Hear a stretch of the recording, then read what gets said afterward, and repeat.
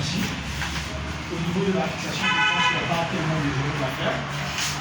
Je vais beaucoup plus marquer sur l'utilisation premièrement du tableau. Donc, j'ai noté quelques remarques.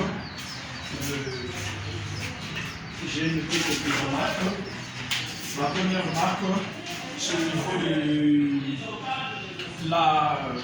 du contrat didactique.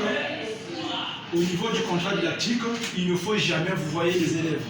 Ce n'est pas tes amis, ce n'est pas tes grands frères.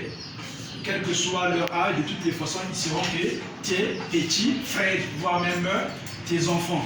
Donc il ne faut jamais, au grand jamais, je le répète, vous voyez les élèves.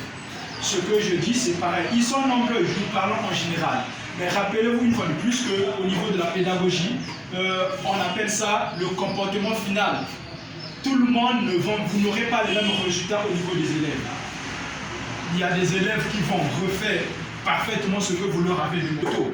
Donc, au niveau de l'objectif opérationnel, plutôt du contrat didactique, quand vous le communiquez, quand vous communiquerez vos objectifs opérationnels, il ne faut jamais, je le répète, jamais vous voyez les élèves. Il faut tutoyer, le comportement est individuel.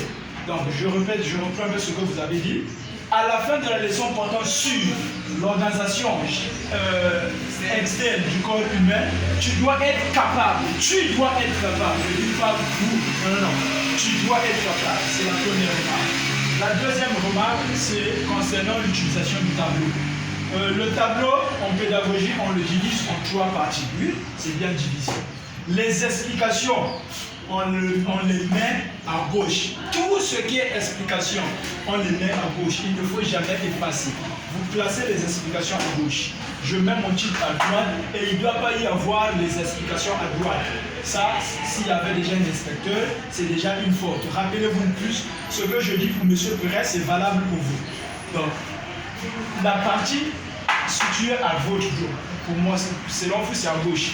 Moi, je suis au tableau, c'est à gauche, donc c'est à droite. Ici, à ma droite, je mets le titre de la leçon. Je mets le titre de la leçon. Ici, je vais mettre les sous-titres. Maintenant, au milieu, c'est ici que je vais mettre toute ma leçon et je peux également la prolonger ici. Mais une fois que j'aurai fini, j'aurai terminé les explications. Tout ce qui est l'explication, on met ça ici. Donc, les deux parties-là, on les appelle la partie d'ardoise commune. Ici, c'est pour toi. Ça, c'est pour toi. Maintenant, ici, c'est pour les élèves. Les explications, il faut mettre ça ici. Une fois que je vais encore revenir un peu sur moi. Donc, ce qui est vrai concernant ta partie, la deuxième partie, comment on l'appelle un peu, l'acquisition nouvelle, il n'y a pas vraiment des erreurs à faire. Plutôt, il n'y a pas de correction à faire ici. Là. Je dirais même que tu as été super.